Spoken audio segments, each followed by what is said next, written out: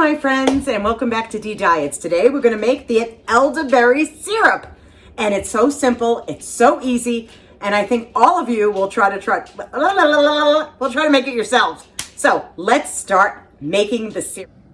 Okay, you definitely do not need to see me in this video, but here are the elderberries. This is a cup of elderberries, dried elderberries. Just going to put it in a pot.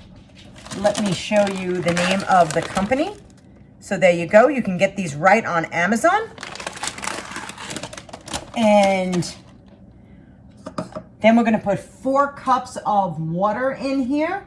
Grab those.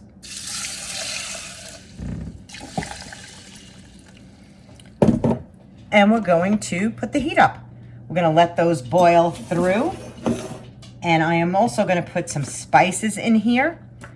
I'm putting a ½ teaspoon of cinnamon. You can put as much as you like in, but that's what I put in. A ½ teaspoon of cinnamon. A ½ teaspoon of cloves. Most people buy cloves over the holiday season, you know, Thanksgiving and Christmas, and then they never use it again. So it's a nice way of using some herbs, some spice, and of course, some ginger. So there we go. It's on there. What is on there? My goodness. Okay. Then what we're going to do is I'm just going to mix this all around. Incorporate. Ooh, an elderberry just popped out. Cover it. Let it come to a boil, and then I'll show you what's next. Now, while that's boiling, I want to show you a fantastic book. And it's a beginner's guide. So this is really simple, guys. I got this on Amazon many years ago, but I know it's still there. And it's Rosemary Gladstar's Medical Herbs, and it's a beginner guide. And here's your elderberries, okay? So that you can see what elderberries really look like. That's what they look like, okay? And that's the flower. And I'm pretty sure you've seen the flowers out and about. They look like lace flowers, which you can also use to make tinctures and things with the flower too. But let's just concentrate on the elderberries right now. And just a great book, and I just wanted to show it to you guys. So just in case you go, oh wow, you know what? Over this weekend, Doug and I will be going to Lowe's or Tractor Supply so I can start my medical herb garden. So I can start getting my seeds into little planters, and then I will show you when I get that. But we're just gonna let this come to a boil. Yum, yum, yum, yum, yum. I can't wait.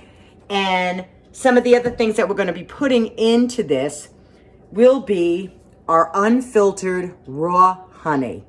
So this honey is not filtered. This honey has the pollen in it. If you notice, you could see just the color of it. It has the pollen still in, which is great. And that's the reason why I buy a local honey, because I get allergies. And it's really good if you get a local honey, and it's good for allergies. So guess what? This is going in here, but not while it's boiling. No, we want to keep those properties good. So I'll be back, and then I'll show you when this comes to a boil. I'm going to lower the heat, and I'm going to let it cook down half. So it'll be delicious. And I will be back. Okay, so this is at a rolling boil right now. And I'm just giving it a stir with my whisk. I wish you could smell this, because this smells absolutely fantastic. You can smell between the elderberries, the cloves, the cinnamon, oh, the ginger. It just smells, it's going to fragrant my whole entire house. So now what we do is we're going to put this on a low heat, okay? And if you can just keep atop a jar like that, so that'll steam out. We don't want to get all that. Yeah, there we go. Let's see.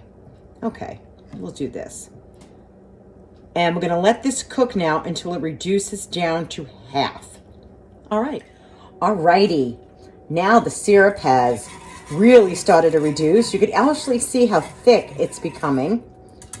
Okay, and what I'm going to do at this point is I'm going to get a potato masher, and I'm just going to start mashing those soft berries. It took about, just so that you know, about 20 minutes, maybe a half an hour. I would say a half an hour to reduce this liquid down, and those berries are nice and soft now to start mashing. So I'm just gonna, we want every little drop out of those berries. We truly, truly do.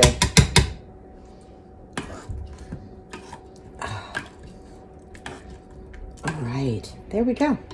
Now, I'm going to shut the heat off, let this cool until I can put my hands around this pot. It'll still be warm, but I want to make sure that this gets really cooled down enough, because the honey, and here is the honey. When I pour this honey in here, this has to be warm, but not hot, because it'll kill all the good properties in this honey. And I don't want to do that. I really don't. So I'll be back when I put the honey in. We're going to let this cool now completely after we smashed our berries. Alrighty, at this point, I have a colander and a pot underneath and some cheesecloth. And I'm going to pour this in. And it's going to catch all the seeds. Can you see how beautifully red, purple that is? It's just absolutely beautiful. Absolutely beautiful. Okay. Now I'm going to let this drain through to the cheesecloth, okay? And believe me, I'm going to get every single drop out of here. So I'm just going to let it drain for a minute, and then I'm going to squeeze the juice out of the remaining berries, because we want every single bit of it. All right, so let's pull up. This cooled, I think, enough for me. Now I just want to squeeze this to show you the rest of the juice that's going to come out. You want to squeeze every bit. And I will tell you that the birds absolutely love the elderberry seeds. So you don't have to throw these out in the garbage. You can just throw these right out in the backyard. If you have a yard, throw them out in the backyard. The birds will absolutely love you for it. Now, typically it does not stain. Elderberries really don't stain, but I'm wearing gloves, of course, because I'm squeezing this cheesecloth. And I will recycle my cheesecloth. I will wash it. I will not throw it out.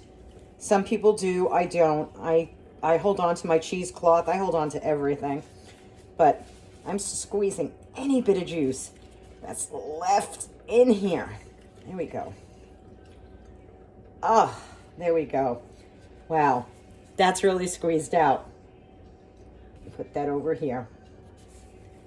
Okay, let me take these off.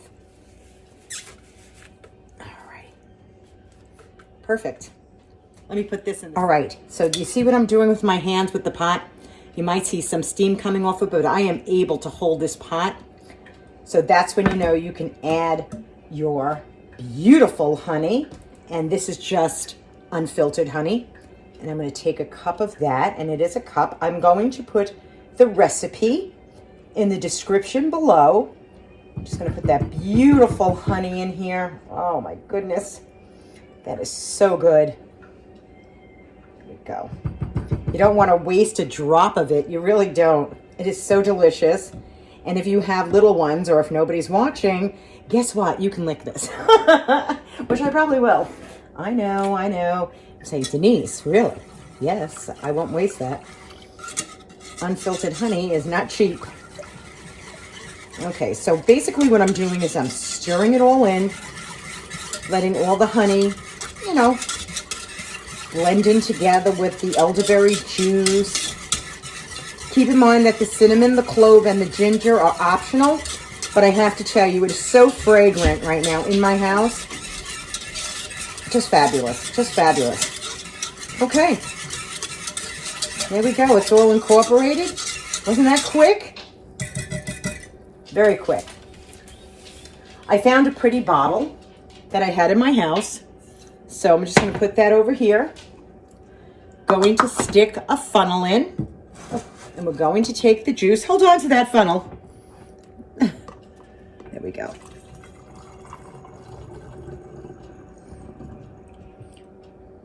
Put that in. I wish you could smell this. Oh, just dropped a little on myself. Well, that's all right. I tried to do it as neat as I possibly could. There we go. There we go. Just get this swiped up around the bottle. And here you go. Elderberry syrup. Label your bottle. Put it right here. I have one that's already done, so I'm going to show you. Label your bottle. It'll last in your refrigerator for 3 months. If you want to make a tincture, you would do 2 cups of elderberry juice along with a cup of vodka, and it'll last indefinitely because of the alcohol, and you could take that at night before you go to bed if you feel a cold coming on. So isn't that great? And now we'll taste it and we'll sample it together. Okay, so we're going to open up one that I've already made, of course, and it's been chilled in the refrigerator, so it's going to be wonderful. I did label it, of course, and this will stay up to 3 months in your fridge. Oh, look at that. Isn't that just spectacular? Let's have some. Oh my God. That tastes so good. Elderberries. Who would have known, right? Now you can pick elderberries. Elderberries are all over the country if you want to, but you can just go on Amazon and buy them. Now I'm sure you've seen this brand in the CVS or any of your pharmacies. They're about $10. And I just want you to read, I want to read to you what's in here. Okay, other ingredients. It is organic tapioca syrup, cane sugar, pectin, natural flavors, citric acid, sodium citrate, vegetable oil, palm and coconut beeswax. Make it yourself. So much cheaper. The whole bag costs $45, and believe me, there's a lot more in here to make a lot more bottles. So now I have one that I'm going to put in the fridge. I have another one in my fridge now. I'm going to give this one away, of course. But that was easy and simple, wasn't it? You can start making your own cold remedies at home. Great for colds, great for upper respiratory, great for viral. So until I see you the next time, my friends, be kind to one another. The heart, that's really all that matters. And I hope this is an interesting video for all of you. Bye-bye.